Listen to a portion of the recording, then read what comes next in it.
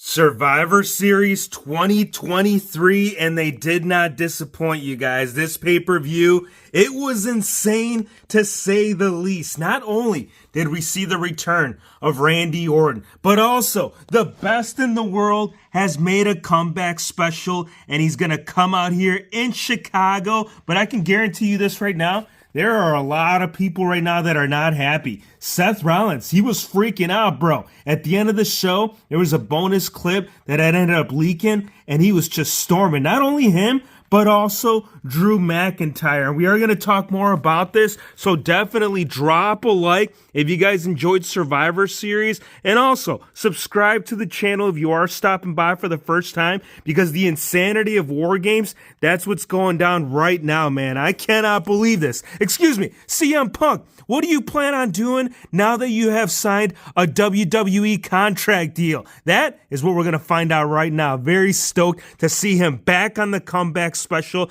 And also, The Miz challenging for the Intercontinental Championship gold, claiming that he's going to stop the streak. What is it? 500 plus days, and Gunther still reigning supreme, retaining the title over The Miz, which, again, at the end of the day, this was no shocker. There was no surprise. For me, the main surprise was the fact that Cody Rhodes and Seth Rollins were working as a solid unit. They had ended up doing this one spot in the middle of the match where they ended up grabbing the bull rope and ended up low-blowing Finn Balor, which was awesome to say the least, man. Some great spots, especially when you talk about the top of the steel cage.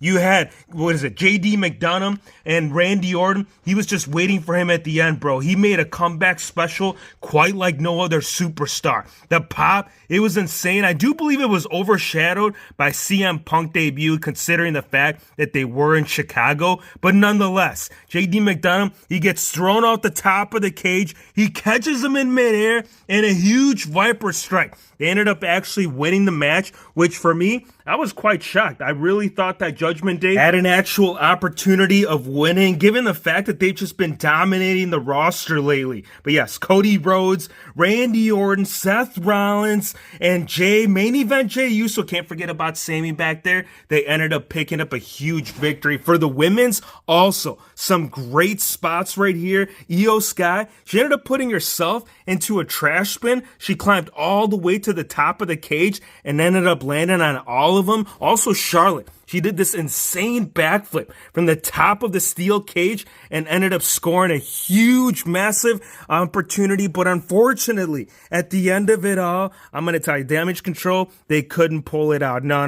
Matter of fact, I do believe that Bayley might be on her way out the team. She ended up getting manhandled from the top of the turnbuckle straight through the table for the man Becky Lynch to claim the victory in the women's WarGames match. Getting further in, you guys, we had Santos taking one-on-one, going one-on-one against Dragon Lee. I actually don't have Dragon Lee figure. Matter of fact, they haven't released it. I know Kalisto, they got one, but we got to get that all updated. But yes, Santos Escobar, man, he came out here and he proved exactly what he was going to do over the last couple of weeks. He even had the crowd, he had some signs out there talking about what he was going to do to Rey Mysterio's leg. So you can see that there's definitely a lot of invested people in the storyline. I cannot wait to see where this is going to go right here for Santos Escobar. But I do got to say, the main question of it all was Drew McIntyre. Again, this was all bonus content. He ended up storming out from the arena. A lot of people are speculating that it might be due to the fact that CM Punk came back and there was heat between them, as well as Seth Rollins too, man. I mean, this guy, he had to be held, detained by all the people right there, right by ringside. He was just genuinely, he ended up actually throwing the middle finger at CM Punk. So I can guarantee you this, there is definitely a lot of heat already for the man making the comeback special, man. I cannot wait to see where this is all going to develop. My personal thought of why Drew's actually freaking out is given the fact that he's still on Elite, bro. Give this man the Ultimate Edition. Also, a huge shout out to R-Truth. He ended up being backstage for the Ruffles promotion. He was back there with Otis and just the whole Alpha situation. Good to see him. Will we see him in future matches? That is going to be determined at a later time. But yes, CM Punk, the best in the world. This man right here, there is going to be so much that's going to develop. Think about all the potential feuds, all the feuds that were already existing, as well as the resolutions of whether or not this man right here, if he's going to end up turning the whole leaf around. Because if you guys remember, the last run right here for WWE and CM Punk, it wasn't pretty, man. This guy ended up getting released. And the fact that he's here now, him stating that he was never going to make a comeback special, huge news, man. Give me your thoughts. Let me know what you guys thought of WWE WarGames. Was Survivor Series up to par? For me personally, I got to give this a solid 9, mainly due to the fact that the best in the world has made a comeback special.